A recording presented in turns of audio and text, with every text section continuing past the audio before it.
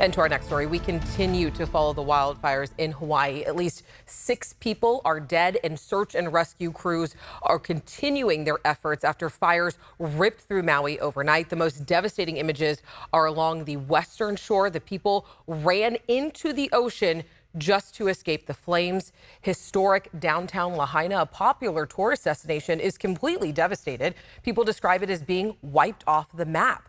Hundreds of homes are gone, and the famous banyan tree that takes up the entire city block, it's destroyed. So tonight, tourists are being asked not to travel to Maui. We are at the Sacramento airport with more on the impact. But first, I want to get things over to Monica, because where do things really stand right now, Monica? Alex, we still have a red flag warning and wind advisory in effect for almost all of the islands, as you can see here, shaded in the brown and the red areas. And in the background of all this, we still have drought conditions, most of which are really confined to Maui. And you can see Lahaina right here in the zone where we're looking at moderate and almost into that severe drought category. So that's the setup.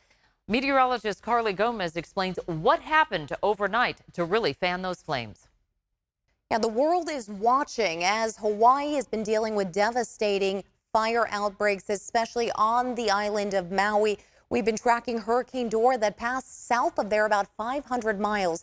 Now, the strong winds with that 130-mile-per-hour winds is a Cat 4, helping to increase wind speeds across the area. But now a high pressure is to the north. That's creating a strong pressure gradient. The two pushed up against each other continue to increase those wind speeds, which has really remained with the wind advisory in place for the region, as well as those fire weather warnings they've been seeing throughout Wednesday.